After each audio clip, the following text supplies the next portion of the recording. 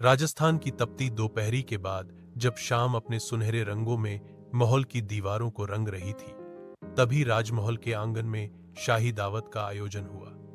चारों तरफ रंग बिरंगी झालरें टंगी थीं। दीपकों की रोशनी से पूरा आंगन जगमगा रहा था। राजा वीरेंद्र सिंह अपने स्वर्ण सिंहासन पर बैठे थे। उनकी आंखों में वही पुरानी सखत्ती, वही राजसी रुतबा झलकता था।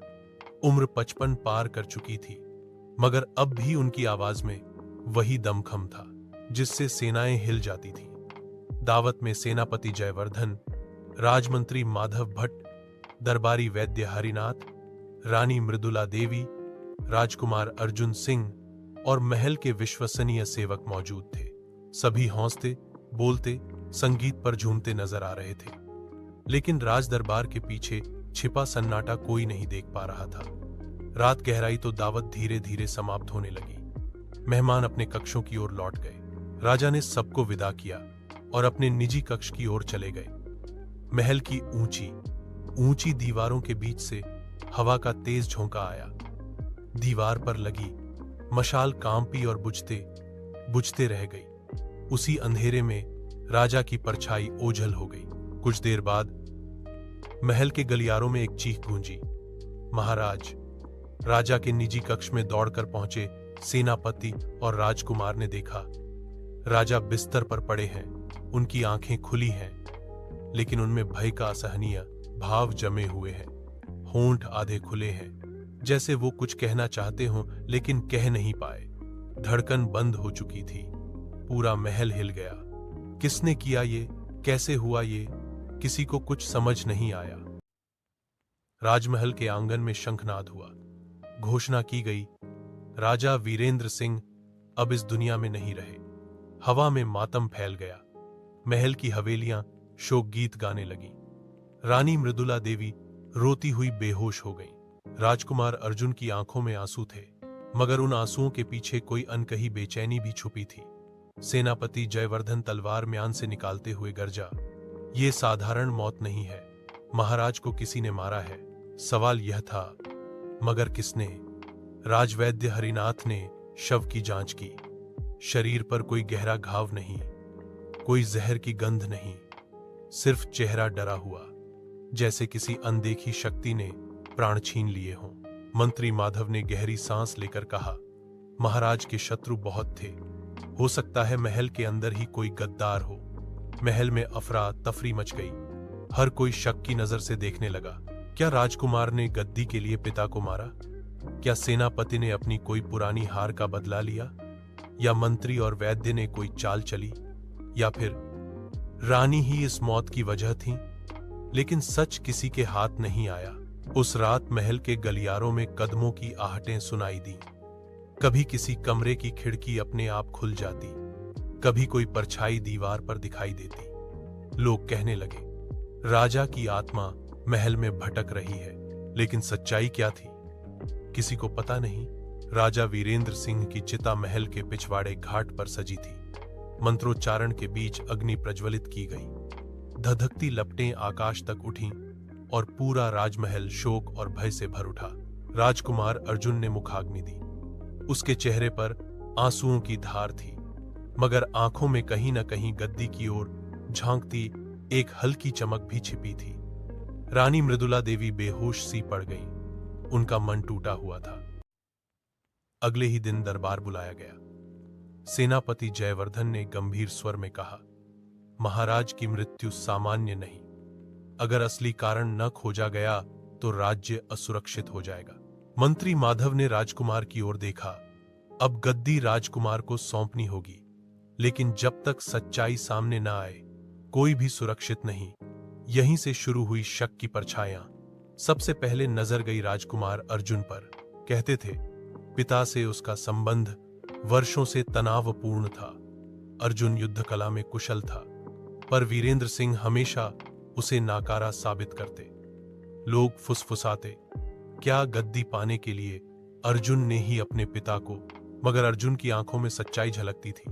उसने कसम खाई, मैं अपने पिता का हत्यारा ढूंढ कर रहूंगा। फिर शक गया सेनापति जयवर्धन पर। वो कई युद्धों में राजा के साथ लड़े थे, लेकिन एक युद्ध में उनकी भूल के कारण राज्य को हार झेलनी पड़ी थी। राजा ने तब खुले दरबार में उन्हें अपमानित किया था। क्या बदला लेने के लिए सेनापति ने ही राजा को। इसके बाद राजवैद्य हरिनाथ वैद्य वर्षों से राजा का इलाज करते आए थे, लेकिन कुछ महीनों से राजा उनसे नाराज थे क्योंकि दवाओं का असर कम होने लगा था। कहा जाने लगा कहीं वैद्य ने ही अपने ज्ञान का दुरुपयोग करके राजा की जान तो नहीं ले ली। मंत्री माधव पर भी परछाइयां पड़ी। लोग कहते थे कि वो गुपचुप सोने और जमीनें जमा कर रहे थे। राजा ने जब ये सुना तो उनका कोष रोक दिया। क्या लालच ने मंत्री को अपराध की राह पर ढकेला? और रानी, उनका व्यवहार सबसे विचित्र था। राजा के अंतिम संस्कार के बाद वे कई बार अकेले अपने कक्ष में किसी अदृश्य से बातें करती पाई गईं। हर कोई शक के घेरे में था, लेकिन सुराग कुछ भी हाथ नहीं आ रहा था। शाम होते ही महल में अजीब सी खामोशी पसर जाती। दीवारों पर लगे दीपक बुझकर डरावना अंधेरा फैला देते। उस रात राजकुमार अर्जुन अपने कक्ष में सोने ही वाले थे कि अचानक बाहर से घोड़ों की टाप सुनाई दी। खिड़की खोली तो आंगन में कोई नहीं था, बस खाली हवाओं में गूंजती आवाज। सेनापति जयवर्धन अपने कमरे में तलवार की धार तेज कर रहे थे। तभी उन्हें लगा जैसे दरवाजे के पास कोई खड़ा है। जब झट से उठकर देखा तो वहां कोई न था। मंत्री माधव अपने लेखा जोखा देख रहे थे। अचानक दीपक बुझ गया। अंधेरे में किसी ने उनके कान के पास फुसफुसाया, राजा मारे गए, अब तुम्हारी बारी है। मंत्री घबरा कर उठो, खड़े हुए, दरवाजा खोला, मगर बाहर सन्नाटा था। उधर राजवैद्य हरिनाथ दवाइयों की शीशियों को देख रहे थे। उन्हें अचानक लगा कि एक शीशी अपने आप हिल रही है। जब हाथ बढ़ाया तो वो गिरकर टूट गई और उससे तेज गंध फैली। वैद्य सहम गए। रानी मृदुला देवी तो बिल्कुल ही भयभीत थीं। उन्हें बार बार लगता कोई उनका पीछा कर रहा है। एक रात उन्होंने स्पष्ट देखा, राजा की परछाई उनके कमरे की दीवार पर खड़ी है, आंखों से आग जैसी चमक रही है। महल की गलियां, दीवारें और कोठार सब गवाह बनने लगे किसी अनदेखी उपस्थिति के। लोग कहने लगे, राजा की आत्मा महल में है, वो अपने हत्यारे को ढूंढ रही है। लेकिन असली सच्चाई अभी भी परतों के नीचे दबा हुआ थी। सब पर शक था और साथ ही किसी पर भी यकीन करना मुश्किल। राजमहल की सुबह उदास थी। सूरज की किरणें दीवारों से टकराकर भी जैसे बुझी बुझी लग रही थीं। दरबार में चर्चा तेज थी। राजकुमार अर्जुन ने कठोर स्वर में कहा, जब तक मेरे पिता के हत्यारे को पकड़ नहीं लिया जाता, मैं गद्दी स्वीकार नहीं करूंगा। सेनापति जयवर्धन ने उसकी ओर देखा और बोला, महाराज की मौत से सबसे ज्यादा फायदा तुम्हें ही होगा। राजकुमार, यह सुनकर अर्जुन तिलमिला उठा। तुम पर भी शक है सेनापति, तुम्हें पिता ने कभी क्षमा नहीं किया। दरबार में माहौल गर्मा गया। मंत्री माधव ने बात संभालने की कोशिश की। हम सब एक दूसरे पर उंगली उठाते रहे तो सच्चाई कभी सामने नहीं आएगी। लेकिन दरबारियों के मन में संदेह और गहरा गया। उसी दिन राजमहल के एक पुराने हिस्से की सफाई हो रही थी। सेवकों ने देखा कि फर्श पर एक जगह पत्थर ढीला है। जब उसे हटाया गया तो नीचे अंधेरे की गहराई दिखी। वो था महल का गुप्त तहखाना। राजकुमार और सेनापति तुरंत वहां पहुंचे। मशाल जलाई गई और सब नीचे उतरे। तहखाना ठंडी हवा और मकड़ी के जालों से भरा था। वहां पुराने हथियार, बंद संदूक और दीवारों पर रहस्यमयी चिन्ह बने हुए थे। एक जगह खून के धब्बे जैसे निशान दिखाई दिए। अर्जुन चौंक पड़ा। क्या पिताजी को यहां लाया गया था? सेनापति ने तलवार से दीवार पर बने चिन्ह को छुआ। ये युद्धकाल के गुप्त संकेत हैं। इन्हें वही बना सकता है जो राज जानता हो। इस खोज ने पूरे महल को और बेचैन कर दिया। उस रात महल में तूफान उठ गया। हवाएं चीख रही थीं, खिड़कियां जोर जोर से बज रही थीं। रानी मृदुला देवी अपने कक्ष में अकेली थीं। अचानक दरवाजा अपने आप बंद हो गया। दीपक बुझ गया। उन्हें लगा जैसे किसी ने उनके कान में कहा, तुम जानती हो राजा को किसने मारा? रानी सहमकर जमीन पर गिर गई। इधर राजवैद्य हरिनाथ अपने औषधालय में बैठे थे। अचानक उन्हें एक पुरानी शीशी मिली। जिसमें काले रंग का गाढ़ा तरल था। बोतल पर धूल जमी थी, जैसे बरसों से किसी ने उसे छुआ ही न हो। उन्होंने जब ढक्कन खोला तो तेज बदबू निकली। वैद्य बड़बड़ाए, ये तो ऐसा जहर है जो दिल की धड़कन रोक देता है, लेकिन ये यहां आया कैसे? अगले दिन मंत्री माधव के कमरे से सोने की थैलियां मिली। कुछ दस्तावेज भी थे जिन पर राजा की मुहर लगी थी, लेकिन हस्ताक्षर अलग थे। लोग कहने लगे, मंत्री ने राजा की मुहर से गलत दस्तावेज बनाए। कहीं साजिश तो नहीं की? महल का हर कोना शक से भरा था, कोई भी साफ नहीं था। हर किसी पर शक की उंगली उठ रही थी, लेकिन असल कातिल अब भी परछाइयों में छिपा था। महल का वातावरण और भारी होता जा रहा था। राजा की मृत्यु के बाद से जिस तरह घटनाएं हो रही थीं, सबको लगने लगा था कि सच किसी गहरे अंधेरे में छिपा है। एक सुबह राजकुमार अर्जुन अपने पिता के पुराने कक्ष में गया। वहां अलमारी के पीछे छुपा हुआ एक संदूक मिला। जब उसे खोला गया तो उसमें राजा के निजी सामान के साथ एक पुरानी डायरी थी। अर्जुन ने कांपते हाथों से डायरी खोली। उसमें राजा के कई गहरे राज दर्ज थे। कैसे कुछ मंत्रियों ने गुपचुप धन इकट्ठा किया था, कैसे सेनापति की एक हार के बाद दरबार में फूट पड़ी थी, कैसे राजवैद्य ने कई बार दवाओं में गलती की थी, और सबसे हैरान करने वाली बात, राजा को शक था कि महल का कोई अपना ही उनकी जान का दुश्मन बन चुका है। डायरी पढ़कर अर्जुन सन्न रह गया। उसने दरबार में यह बातें सबके सामने रखी, लेकिन इससे रहस्य और गहराया। हर किसी का नाम उस डायरी में था।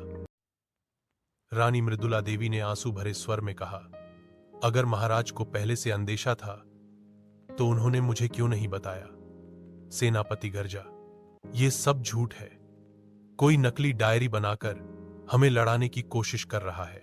मंत्री माधव बोला, डायरी असली है या नकली, इससे सच नहीं मिलेगा। असली राज कहीं और छिपा है। महल की दीवारें अब और भी रहस्यमयी लगने लगी। रात का सन्नाटा था। आकाश में बादल छाए हुए थे। महल की गलियों में अचानक हलचल मच गई। सेवकों ने देखा कि राजवैद्य हरिनाथ अपने कक्ष में मृत पड़े हैं। उनकी आंखें खुली थीं, जैसे उन्होंने आखिरी पल में कुछ भयानक देखा हो। शरीर पर जहर के कोई लक्षण नहीं थे, लेकिन उनकी उंगलियां काली पड़ चुकी थीं। सेनापति ने तलवार उठाकर कहा, अब तो साफ है, कोई हमें एक एक कर मार रहा है। मंत्री माधव ने धीमे स्वर में कहा, या फिर वैद्य ही असली गद्दार था जिसे उसकी करनी की सज्जा मिली। रानी रोते हुए बोली, अगर ऐसा ही चलता रहा तो अगला कौन होगा? हम सब खतरे में हैं। महल में आतंक फैल गया। कदमों की आहट, दरवाजों का अपने आप खुलना बंद होना रात को गूंजती रहस्यमयी आवाजें सबने मिलकर डर और गहरा कर दिया। अब हर कोई सोच रहा था, कहीं राजा की आत्मा ही तो सबको नहीं मार रही। लेकिन असली सच्चाई अभी भी छिपी थी।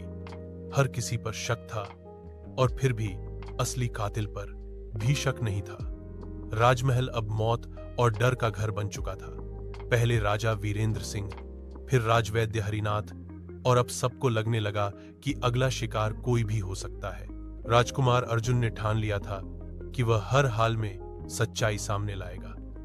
उसने अपने पिता की डायरी, तहखाने में मिले खून के धब्बे और महल की रहस्यमयी घटनाओं को जोड़ना शुरू किया। वह एक एक कर सभी से सवाल करने लगा। सेनापति जयवर्धन ने कहा, मैंने अपना पूरा जीवन महाराज की सेवा में बिताया, उनका हत्यारा मैं कभी नहीं हो सकता। मंत्री माधव बोला, मेरे पास धन है, सत्ता की लालसा नहीं, मैं क्यों महाराज को मारूंगा? रानी ने रोते हुए कहा, मैं महाराज के बिना अधूरी हूं, मेरा क्या फायदा उनकी मौत में? हर कोई निर्दोष साबित होने की कोशिश कर रहा था, लेकिन महल की दीवारों पर फैली परछाइयां गवाही दे रही थीं कि सच इन बयानों से कहीं गहरा है। अर्जुन ने फिर तहखाने की तलाशी ली। इस बार उसे दीवार के भीतर एक पुरानी तलवार मिली, जिसकी धार पर जमे खून के निशान अब भी सूखे थे। तलवार पर उकेरा गया चिन्ह देखकर अर्जुन हैरान रह गया। वह चिन्ह महल के मुख्य सेवक का था। महल का मुख्य सेवक रामदास हमेशा से चुपचाप काम करता था। सब उसे भरोसेमंद मानते थे। वह वर्षों से राजा का साथ निभाता आया था, इतना कि किसी को उस पर शक करना तो दूर, उसका नाम कभी चर्चा में भी नहीं आया। जब अर्जुन ने सबूतों के साथ रामदास को दरबार में बुलाया तो वह कांप उठा। उसकी आंखों से आंसू बह निकले। हाँ, मैंने ही महाराज को मारा। दरबार सन्न रह गया।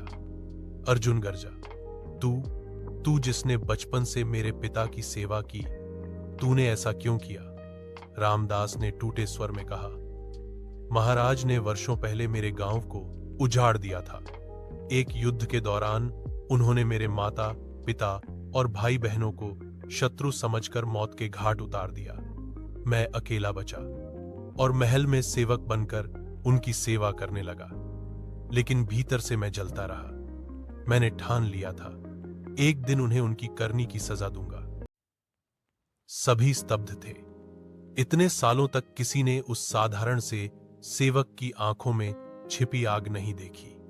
रामदास ने आगे कहा, मैंने उन्हें जहर नहीं दिया, तलवार से भी नहीं मारा।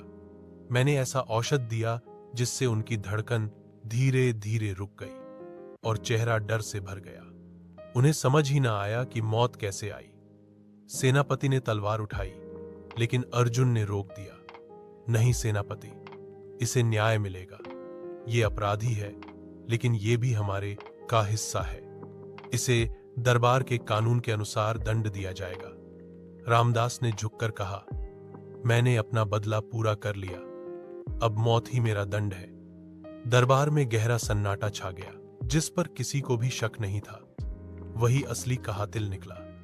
राजा वीरेंद्र सिंह की आत्मा की परछाई अब महल की दीवारों से मिट चुकी थी, लेकिन सबके दिलों में हमेशा के लिए एक सवाल रह गया, कभी सबसे सीधा, सबसे चुप इंसान ही सबसे गहरा राज छुपाए बैठा होता है।